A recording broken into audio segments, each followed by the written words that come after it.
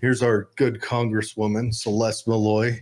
Oh my goodness, this is so cool. You're coming right off your freshman what season. is it called? You got to be a freshman for the couple minutes, or are you still like a freshman? I'm still a freshman. In fact, I'm a super freshman. I'm better than a freshman. Freshman. Well, a super fresh. Okay, so it means I'm fresher than the other freshmen. You're Plus, a fresh. You were able to hit the ground running because of your experience prior. Yeah. So that's exciting. We want to hear it. I'll tell you everything. I want to hear, was there any shockers? Anything that you're like, I didn't see that thing coming? That's the first thing everybody asks me. And I don't know that it was a shocker, but the thing that's been the most surprising so far is just how great my colleagues have been about making sure I know what's going on. They've just taken me under their wing and made sure that I know that I'm part of the conference and that they want me to be successful. And I'm not sure how much that has to do with the fact that we only have a 2-vote majority. Yeah, that's tough. Well, but everybody's been great. It's squeaker time right now, isn't it? Yeah. I have to know.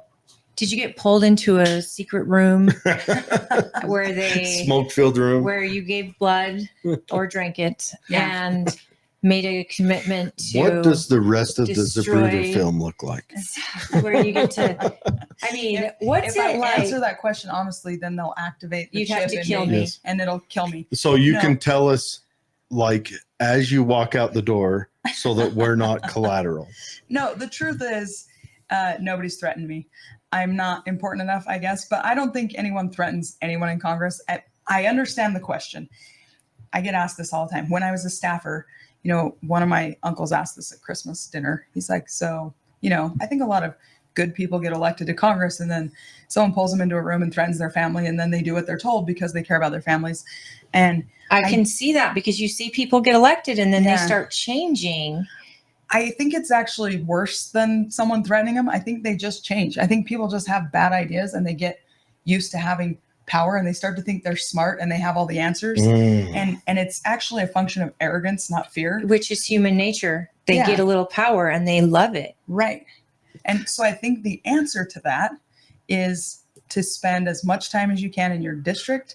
And what I've done in my almost 3 months of experience is I make sure that my staff doesn't bring me anything until they've talked to at least 2 people in the district Brilliant. who would be affected by it, because that keeps our focus on how will the things we're doing impact people in Utah's 2nd congressional district, and not on, is this something that's going to make us look cool in Washington, D.C.? Oh, but that's just So makes you not like on every news broadcast, and you're not True. this big shiny star that's getting negative and positive attention all the time. You're actually working for rural Utah who wanted you there. So it could be the separation. If you stay in DC, you're in a location where, let's face it, the lifestyle there isn't probably mirrored here, No. or vice versa. And The swamp, you mean? and yeah, the cesspool. This is The- the opposite of a swamp. Yeah. You know those little, when you're doing a construction site and they bring in those little houses for doing your business. Yeah. We call them soup kitchens in the business. But anyways, Gross. but no, it probably doesn't reflect. So I'm sure some of it's evil. I honestly don't try to put evil intentions on elected officials often. No, thank you. But I do think that, like you said, they're separated from what they were sent there for. And then they're deluded. Not that they're deluded in their head, but there's so many people. You know what I mean? There's so many, like you and AOC, your guys's directions probably don't cross all that often on No. where you're trying to move the country. No. And that's part of the delusion in this person and in all of them. So, which is why, yeah, I don't know. Like I said, before you got here, I was telling the people we were so excited you were coming on, but I know since you were sworn in, actually, I know before you were sworn in, because I know our county councils mentioned it many times, that you have been a a consultant to them. You have consulted them on water issues, land issues. And when Chris was in Congress, you were his point person to come out here, go to Utah County, go and help the district in any way you could, which is why I had zero problem voting for you and bragging about you, because Thank you. I actually know, because I'm highly involved. A lot of people are not highly involved, but I know Chris's philosophy, and I know it's Mike Lee's too. So the more you come home, you wash the barnacles of DC off, and you actually talk to your constituents. And that is what gets missed a lot. A lot stay in DC and they stop hearing their constituents, whereas you are asking for their consult before making votes and things like that. That's not easy to do. It's not. And I get asked about it a lot. So it's been mentioned in several books, and people are kind of high on this idea right now. And they bring it up to me all the time that before the Newt Gingrich speaker years, people used to move to Washington, D.C. And then Speaker Gingrich said, leave your families in your districts, keep your house in your districts, and fly here for work. And that since then, Congress has been broken and people don't work together as well. And I have people ask me about that sometimes. Or, one day in church, somebody said, wait, you fly back to Cedar City every weekend. Are the taxpayers paying for that? And I understand the reaction, but we pay for it if you don't. If it's true. And if somebody gets elected by the 2nd District of Utah, but then they move to Washington, D.C., they spend all their time in Washington, D.C., they're going to start being impacted by what they see in Washington, D.C. Absolutely. Flying home every weekend means that I'm going to be impacted by these conversations I have with people in the 2nd District. It means I'm here to show up to a meet and greet in Tooele. It means I'm here in Tooele for a meet and greet, and I can come be on the podcast and hear what's on your minds. And that is, I think that's the secret sauce for not getting swampy, is being with the people you represent. You can't represent people if you're not with them, you're not spending time with them, you're not hearing their questions. And you're not living the effects of the policies happening in DC. You're living with it in rural Utah. That's a heavy one. All right of there. this stuff is living, it's affecting you directly. Yes. So I'm just going to get this one out of the way. You are getting bashed for the omnibus bill. And the first one that I don't think you were in Congress for a week or something when they did that big spending bill to stop the National Defense Authorization the Defense Authorization Act, which isn't an omni. It is a must-pass annual bill, and it sets the ceiling. policy for the military. No, it's military policy. Got it. But what happened this time? I'm glad you asked about this. I've tried to talk to everybody I can about this because it split the Utah delegation in half. And anytime we're split, I try to go on the radio and on media as much as I can locally to explain to people what's going on. Whether they agree with me or not, they have the right to hear what's going on. Is media good about that, getting you on? Are they treating you like they would another congressman? I think so. They're pretty good. They're not used to having people call them and say, I want to come on and talk about the vote. So they usually react pretty well. But the thing that happened with this National Defense Authorization bill is that they attached a 4-month extension of FISA, the Foreign Intelligence Surveillance Act. FISA was set to sunset. And those two things should have been done separately. It should never been attached to the NDAA. The NDAA wasn't a perfect bill, but it had some really good conservative wins in it. It got rid of the policy of kicking people out of the military if they won't get the COVID vaccine. It got rid of teaching critical race theory in the military. Got rid of DEI hiring practices instead of merit-based hiring practices. I would argue right now, though, we're too late. Maybe. But because our military is drowning for people. But this bill was needed, and to this be one of the first ones. In 3 more weeks, we're going to be setting up recruiting offices in Zimbabwe. I hope not. This is when I saw your press release regarding this, I was able to take a fresh breath, because I too was like, why would this be the first vote? FISA is a problem. FISA is a problem. But here's the thing, and this is what's happening, and this is what's wrong with Congress. And I hope you will consider running a bill regarding the fact that we need to quit with these bills that are so packed up. Because here you are trying to vote on the better part of what's going to maybe save our military if it's not too late.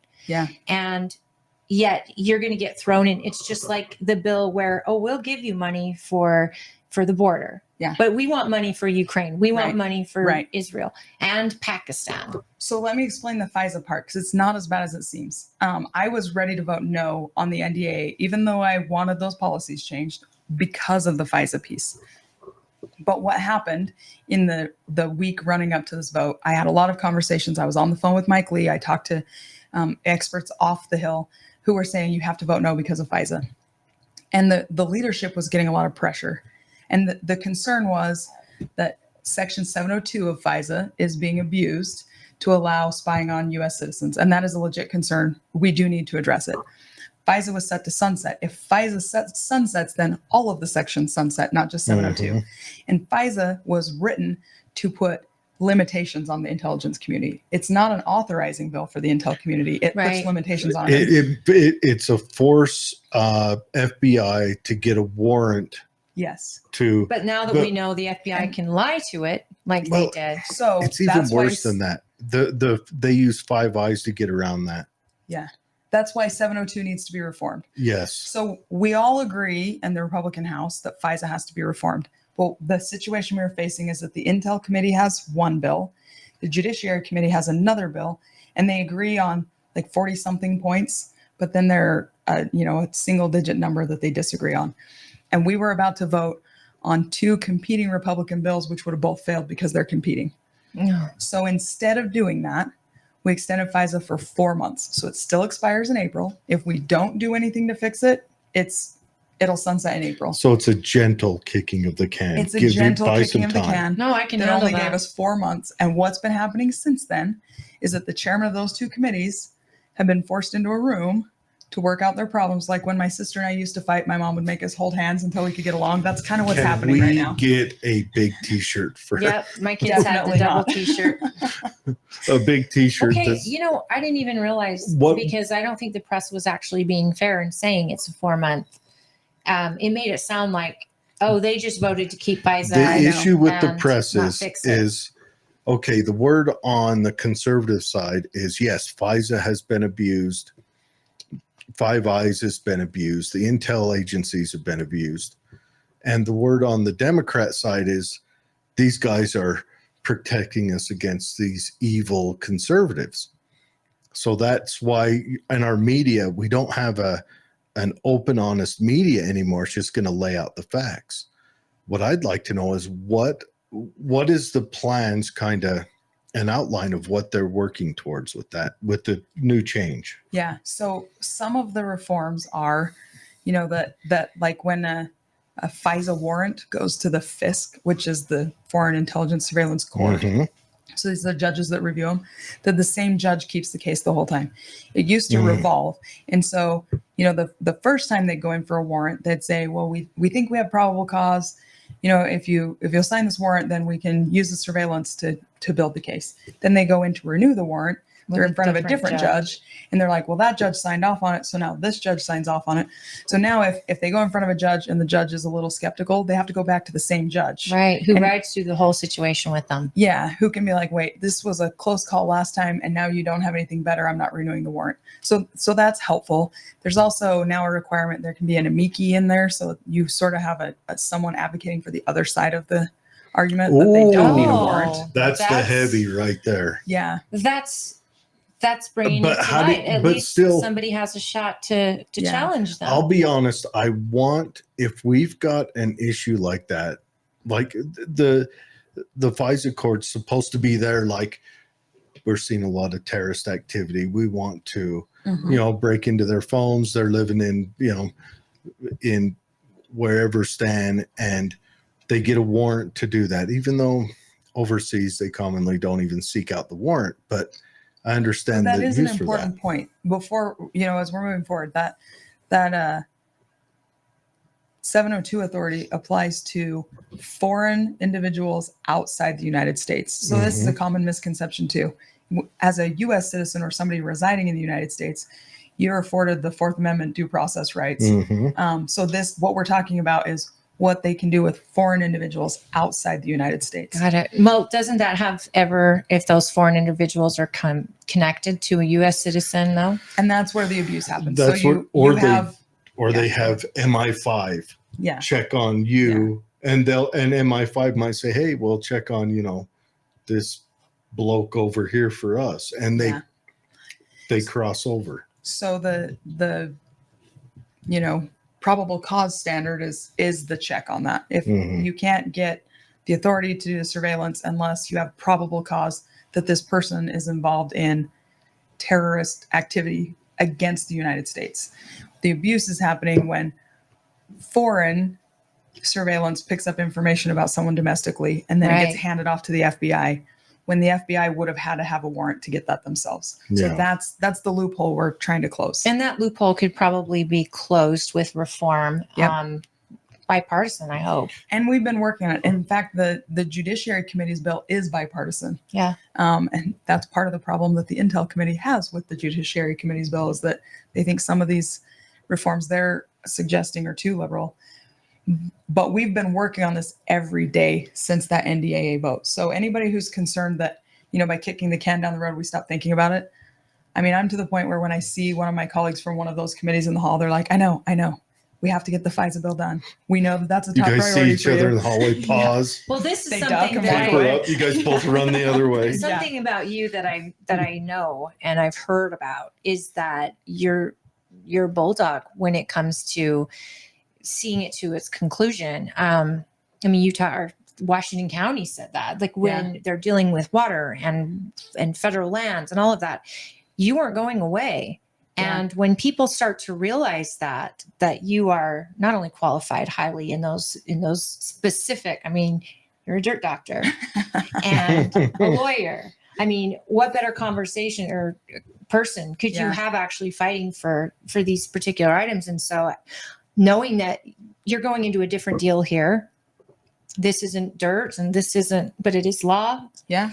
You've got the ability, but you're like a dog with a bone. You're just going to get it done. You have to be. In Washington, there's always a shiny new object. There's always a, squirrel kind of moment where everybody cares about FISA one day. And then the next day it's the border. Yeah. And then the next day it's the spending bills. And actually those were bad examples because all three of those are things that we have to pay attention to. And they're highly, highly affecting our country. Yeah. But if you want to get anything done, you've got to be able to say, I care about FISA today, tomorrow, and every day until it's reformed. I care about the border today, tomorrow, and every day until it's reformed. And if there's some shiny object on TV, I'm going to ignore the shiny object and keep my eye on the border or FISA or permitting reform or defunding these agencies because the reason nothing gets done and auditing, the reason nothing gets done is because everybody's upset about it for like 2 weeks. Oh yeah. And all they have to do is weather a 2-week storm and then everybody's upset about something else and they can just go back to business as usual. So right now, the Senate passed that spending bill. Yeah. Now, what is the House thinking? I haven't had a chance to actually read the bill, so I'll start off with that disclaimer. You and every other congressperson. Yeah, I don't know.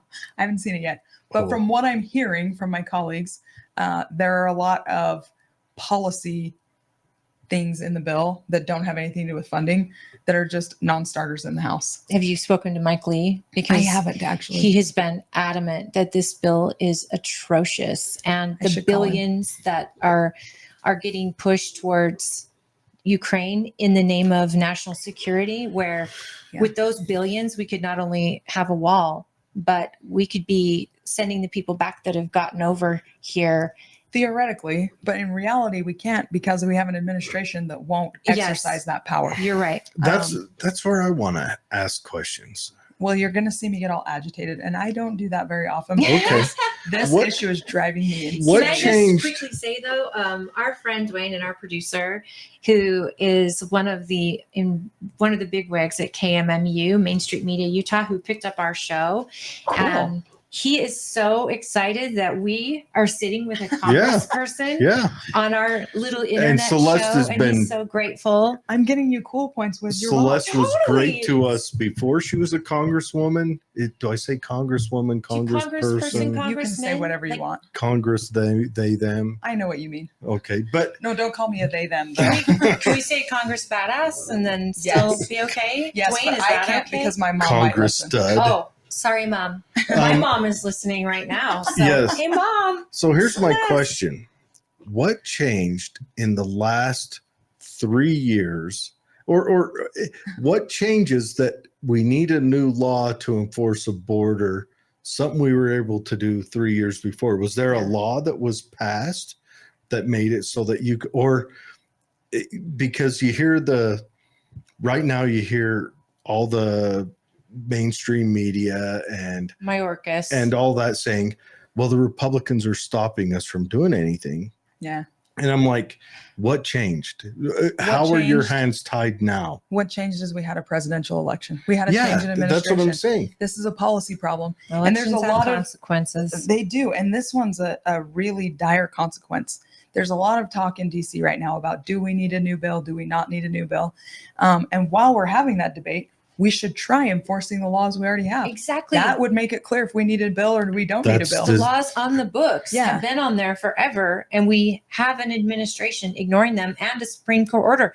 In fact, he's willing to ignore and start paying off student loans again.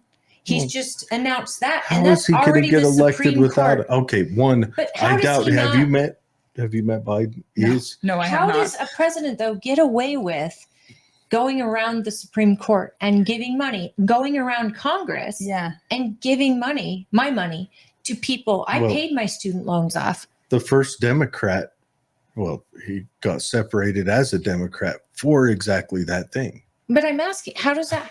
What Well, happens? It How won't can work you- long term. What how they're can the playing is a purse stop? short-term game. So the Supreme Court said it's unconstitutional for them to do it this way, so they're going to try to do it another way. And when it gets challenged, it will also be shot down. But in the meantime, we're He heading towards an looks- election. And he looks good. Yeah, That's all well, it's he about. doesn't, Doesn't that but that's what backfire he's trying. Yeah, On yeah. him when he doesn't actually pay it, because even Nancy Pelosi said the president can't do that. Well, That's he's not losing- within his. He's losing the power. inner city African American males. So now he's trying to purchase the green haired, fresh out of college males.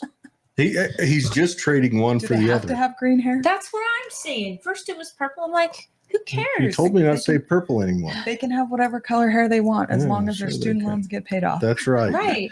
Put it like my dad always Don't says. gender Put a everyone. tattoo on your face. That way I know exactly who you are and I don't have to interact with you. Oh, Please geez. tell me your dad didn't really say that to you. Oh, my dad says His that dad's all the old time. school, though. Do you- I mean, Do you need a hug? yeah. do you? There are no tattoos on my face. So he's still interacting with you. Oh yeah, no, Okay, that's how he treats the world. If you put a tattoo on your face, I see. you give me that Then judge he's of done. character. I thought Does he he was not telling like you Post to put a Malone? tattoo on your face so he What's can that? ignore you. No, Your dad hates Post Malone? he probably doesn't know who that is. Well, then that's a But friend if he he hasn't met did, yet. he would hate him, Not hate. He would just, he not would interact. recognize that Post Malone is not someone I want to enter into it. But you know, we were just talking about that with the elderly woman who was canceled by the MS Society because she used wrong pronouns. And this woman's No, she didn't 90, use wrong pronouns. She asked what are pronouns. what they wanted, and they fired her. She didn't do very many Mad Libs growing up. No, 60 years old or 60 Wow. years with the organization. She's 90. And I think we were talking about how old people, especially, just deserve a pass. My goodness, you Yeah. can't relearn the grammar Yeah. all of a sudden, and change language. And to get back to language, how many staffers do you have? I think I have 14. 14. And then if this bill is 1,500 pages, Yeah. which normally, and Mike Lee and Rand Paul have said this before, we'll get a bill, Mhm. it'll be printed before the last page is printed or the ink is dry and every one of our staffers is on it. Yeah. They want to do a vote. Yeah. Is that what you're experiencing? I haven't experienced that so far in the House. We haven't been doing that. We have rules this Congress to prevent that. Good. So I haven't seen that. Right now, I have a lot of people asking me if we're going to vote on this Senate bill, and if we did vote on it, that might be the case there. Oh, yeah. Sure. But I don't think we're going to vote on it. I think it's dead on arrival in the House, and I think the Senate knew that before they passed it. I think we're all doing a lot of virtue signaling right now because It's an Democrats election year. control the Senate and we control the House by a really narrow majority. So a lot of things aren't going to move. So instead, what we're doing is passing a bill and saying, well, we did our best and now the Senate won't do anything. And then they pass a bill and say, Yeah. we did our best, They but the can House point won't do fingers. anything. And there's some value to passing a bill, to putting down a marker and saying, this is what we're in favor of. But, the Senate did it with their border bill. They knew it wasn't going to go anywhere in the House. They did it with this bill. What I would like to see us do is get back to handling each issue individually, Yes, and then you can hold me accountable. absolutely. Then, if I vote no on immigration or on Ukraine funding, but yes on controlling the border, then you know where I am on both of those issues. But you put them in the same bill, you don't know really where I am gets on either blurry, issue. and then people from the outside looking in think, you're a rhino. Yeah. Look at you. You're throwing all this money to Ukraine. Yeah. And yet that is not the case. And people don't understand how these bills go to our Congress. They are this thick and they've got so much pork in them.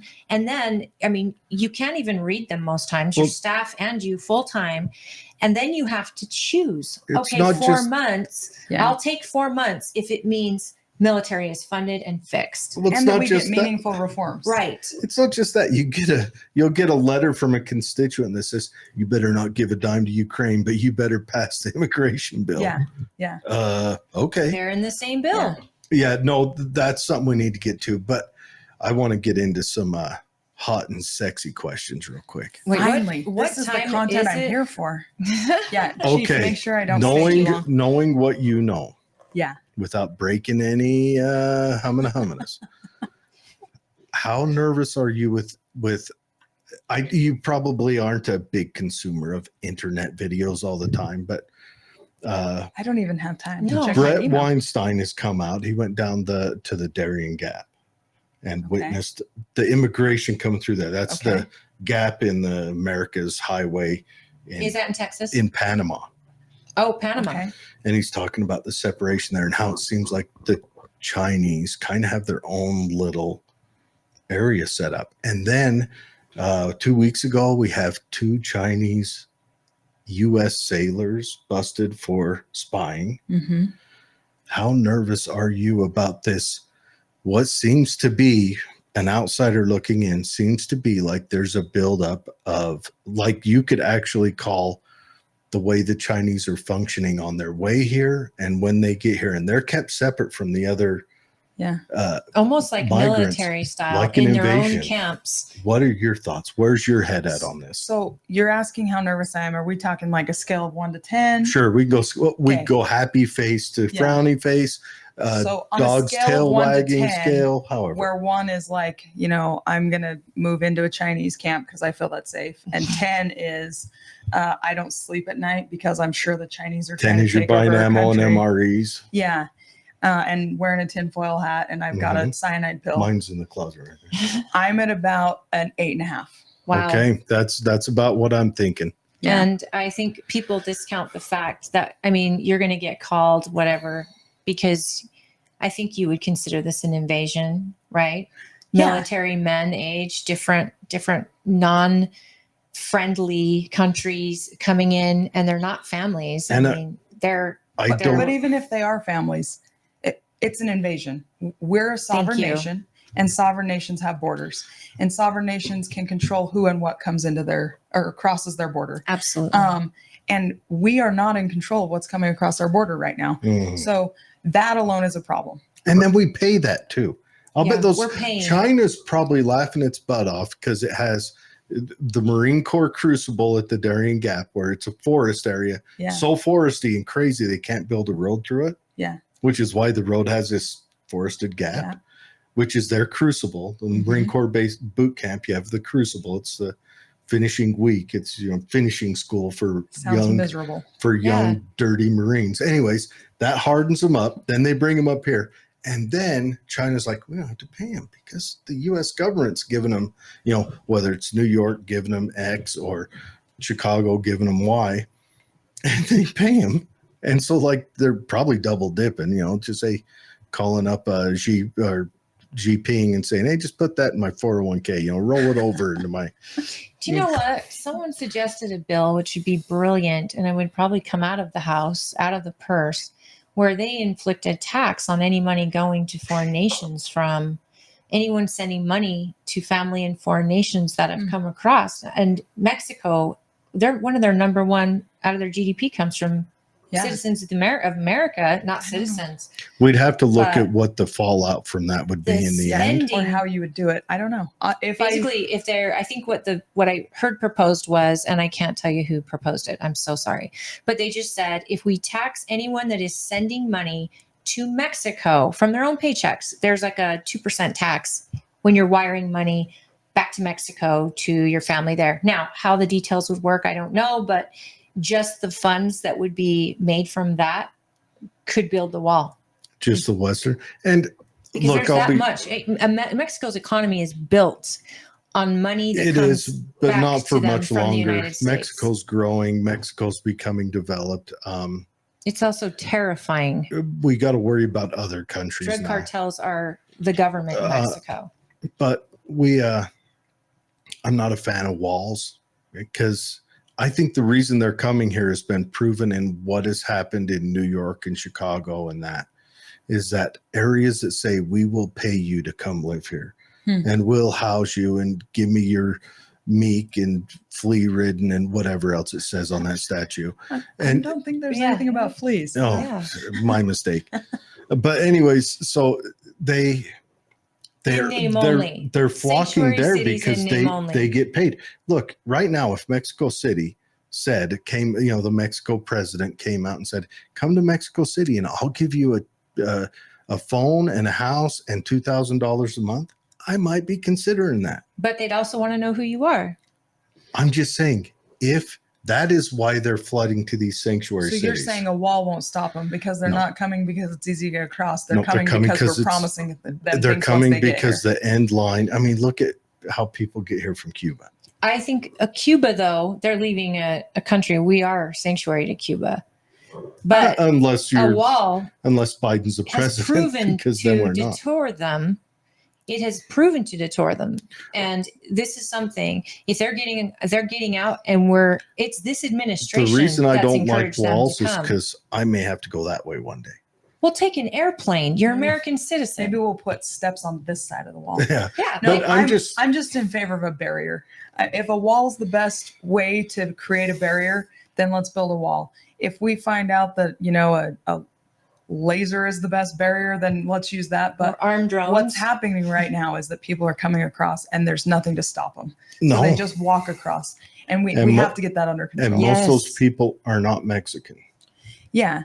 Now- And Mexico doesn't have the right incentives right now to help us because the cartels are making millions of dollars a day on trading in human misery, and that is just a moral tragedy that we have to address. Absolutely. I mean, The the only reason that Democrats- market exists is because of our failed policy. The Democrats don't have a policy going back 20 years now of building and boosting cartels and picking which cartels should do the best. This is the problem. The mean- cartels are running the government in Mexico. Well, they're And- definitely in more control of our border than we are, and They- that terrifies me. They are, but when Absolutely. Trump was in, I don't think any wall, Trump's best policy was telling Mexico, hey, you want positive interactions with the U.S., you them. keep them there and Yeah. process them on that side.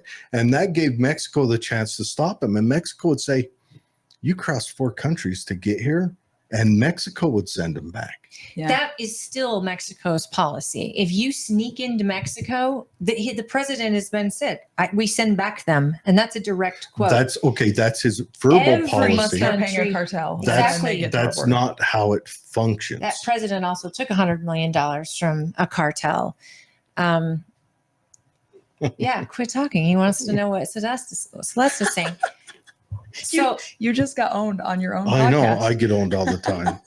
I think that how do you see a policy? Because we also need immigration reform. Yeah. Like it's got to be less difficult for good, hardworking people who haven't committed crimes to go apply for a green card. And then for those who just want to come seasonally, Yep. it can't be so difficult for them to come and do the job and go home and then have it automatically renewed as long as their background check is good. Like I want immigration, You're right. but I want to But know. we have to get the border under control first. Absolutely. There's no policy reform that's going to make any difference while our border is wide open. When we can get control of the border, then we can work on visa Reform. reform and immigration reform. But as long as the door's open, it doesn't matter what kind of doorbell you install. People are just going to walk in. So true. What are And the the good people that would do all that reform and benefit from that reform aren't sneaking across. what are the thoughts floating around in Congress right now on how to secure the border? So I said you're going to see me get agitated, which I don't do very often. And this is why I'm not seeing any good ideas. Well, I shouldn't say that. The House passed HR2 and it's got a lot of good ideas in it. The Senate has never picked up HR2 and I don't think they're going to. If they were going to, they would have by now. So the Senate passes their, negotiated package, which is DOA in the House. The administration isn't enforcing the laws that are on the books. They're not using the tools that are at their disposal.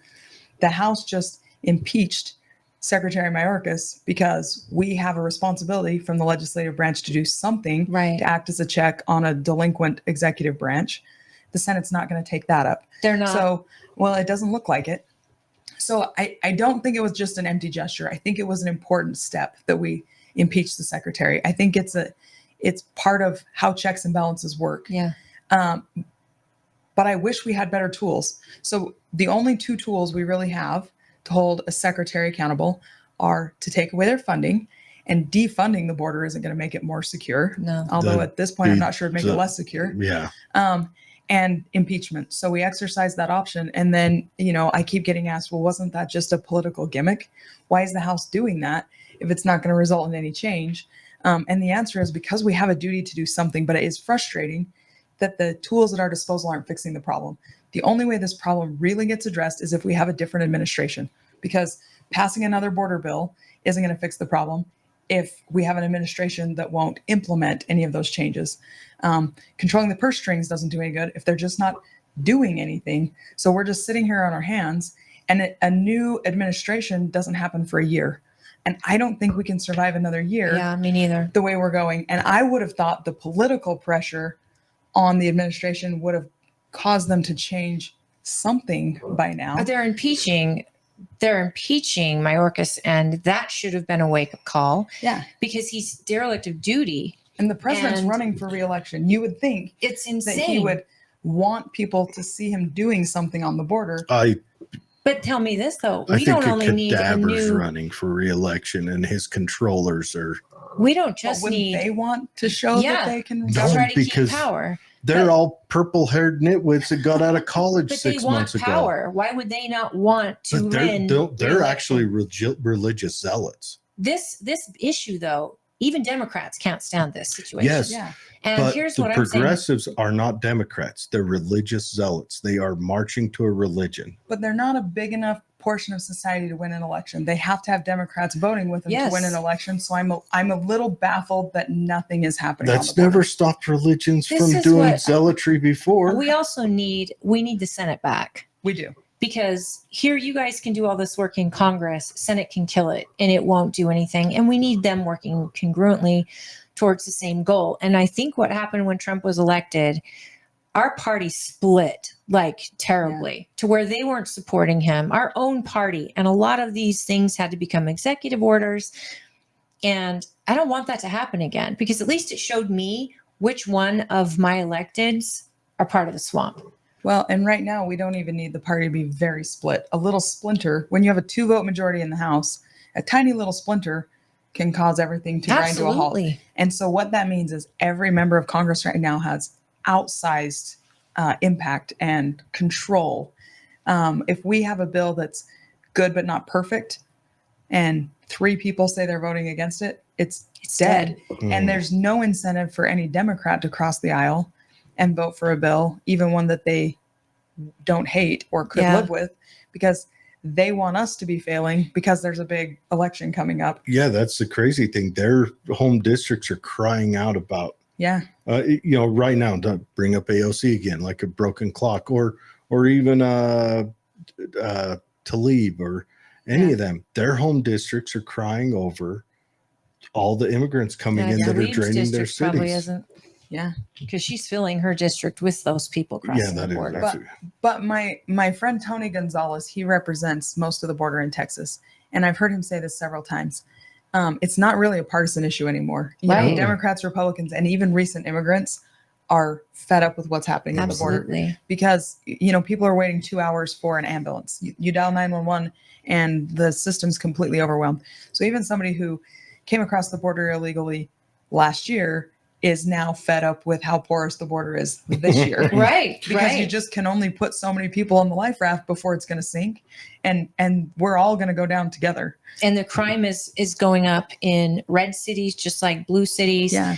And it's become, Texas sends off a couple 100,000 throughout the country. They're dealing with millions. Yeah. And now Chicago or New York's mayor wants to send these to Utah. Adams, yeah. And And the head of the Nation of Islam in Chicago is trying to do a recall on Johnson right now. She's the person who got him in. The Nation of Islam was his grassroots. And now they're trying to impeach him now. But that's the thing. It's affecting Democrats, Republicans, and it's the fentanyl alone, the child sex trafficking. I mean, and we have border security watching these families. We have the capability under Trump to actually do an instant DNA kit and to test a child to make sure they're with a blood relative or something. And that's all been stopped. Yeah. And that's why Mayorkas needs to have a red flag and an asterisk next to his name for being impeached. I'm glad you did it. Yes. I But will now say, I wish the Senate would jump on top and get rid of him. I was at the airport right after we impeached him, and the videos are still playing in the airports of like, "Hi, I'm Secretary Mayorkas," and there's no asterisks. And it would actually make me feel better when I'm sitting in the airport and have to see his face if it would say on the video, Secretary of Homeland Security asterisk impeached. Well, they did it with Trump. Everything was Trump has been impeached 2 times and it didn't go anywhere in the Senate. But I mean, it did go there. They didn't vote. But we need the Senate to at least pick this up because if the Democrats were smart, they would show, like you said, like they're trying. This is what is going to.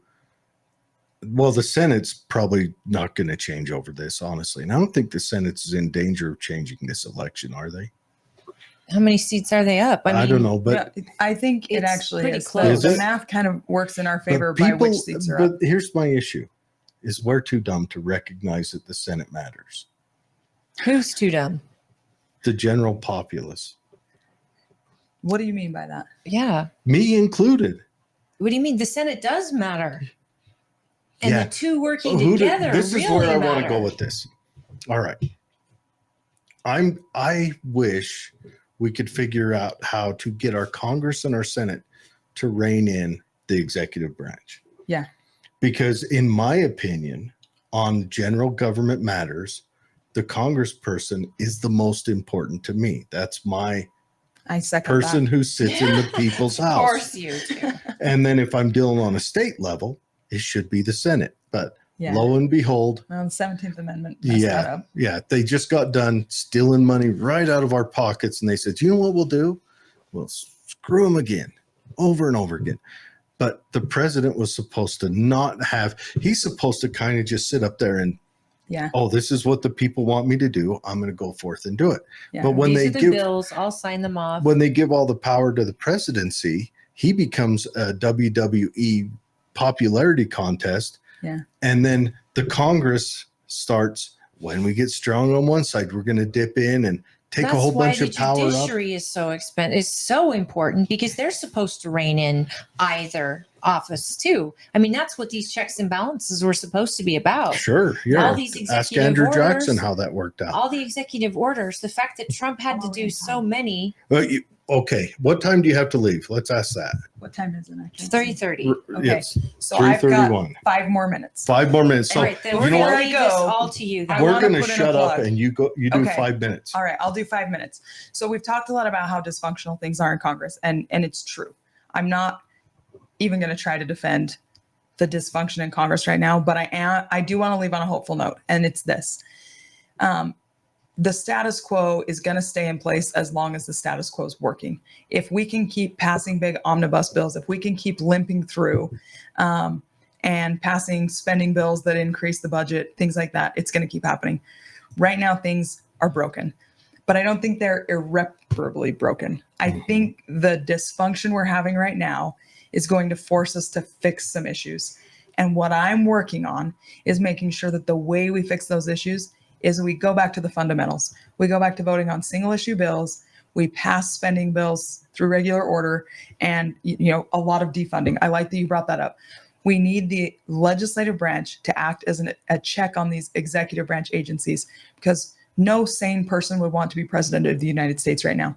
You're over an executive branch that is so complicated and is regulating every aspect So of people's bloated. lives. Yeah, and it just needs to be reined in. We do not need the federal government regulating absolutely everything from the water we drink to, the thoughts we think. It makes them a king, which is It what does. we avoided when we kicked their butts over there. So the good years ago. news about the bad news is that I think it gives us an opportunity to build it again the way it used to be, to go back to Congress controlling the purse strings and having to justify how we spend money. When And they it- put that engine together, they dropped a 10 millimeter socket in there. Let her finish. Yeah. She It's doesn't time have to pull enough it out time. and build it correctly. Yeah, no, and I really am optimistic that that's where we're headed with this. It's possible. The fact that even Democrats are talking about regular order right now, that regular Joe Schmo in the grocery store is talking about regular order, that Democrats are talking about how executive branch is too powerful, that everybody's talking about how regulation is killing us. Californians are talking about permitting reform. Like, these are things that, in 2010 at the height of the Tea Party movement, only Tea Partiers were talking about. Mhm. Right. And now they're mainstream. So it's frustrating right now. There's no defense for how it's going, but the silver lining is this car we're driving is broken down. We can't keep limping down the road. So now we can fix some of the things that are wrong. And so hang in there. The process might be painful, but that's why I'm still really excited to be in Congress right now, because I want to be there while we're fixing it and make sure that it gets fixed in a way that protects freedom for Americans and puts the government back in the position of doing things that the government's authorized to do and not overreaching its authority. Mm. So you can actually see in your own experience now and being there, can you see potentially, because there's the crazies, the handfuls of crazies that got that, but we have a lot of reasonable people there, Democrats and Republicans. You can actually see hope here. I see hope. I see that we can all recognize problems now, problems that a lot of us used to be in denial of, have widespread agreement. We know that the border is broken. We know that federal permitting is too onerous. We know that agencies are too powerful. We know we're spending too much money. There's, the best time to plant a tree is 20 years ago. Yeah. The second best time is today. I think we might plant the tree today. Mm. I wish we'd have done it 20 years ago, but we're better off doing it now than continuing to not do it. And on that note, I really do have to leave. Yes. Celeste, one question though. Who's the coolest person you've met since you've been there? Oh, that is tough. There've been a bunch of them, but my buddy that kind of took me under his wing that I just have a soft spot for is Doug LaMalfa from California. Uh-huh. He's a 70-ish-year-old farmer. And he just took me under his wing and we kind of click, and And you guys it's just really talk fun. dirt all day. Yeah, we talk about soil and water. You go and over the to his weather. office. He hands you a piece of straw, and you both Yeah, just sit Yeah, back.